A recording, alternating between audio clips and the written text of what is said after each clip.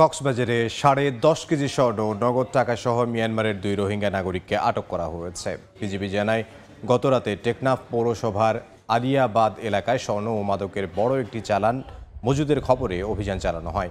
সন্দেহভাজনকে একটি বসতঘর ঘিরে ফেললে ওই ব্যক্তি পালানোর চেষ্টা করলে পরে ধাওয়া দিয়ে তাদের আটক করে বিজিবি। সঙ্গে থাকা ব্যাগ তল্লাশি করে 10.5 কেজি ওজনের স্বর্ণালংকার ও স্বর্ণের বার বাংলাদেশি 4,78,240 টাকা, মিয়ানমারের 2,29,500 কিয়াত এবং 10টি মোবাইল উদ্ধার করা হয়। উদ্ধার হওয়া স্বর্ণের আনুমানিক মূল্য 11,52,00,000 টাকা। আটকরা মাদক ও স্বর্ণ চোরাচালান চক্রের সক্রিয় সদস্য বলে জানিয়েছে বিজিবি।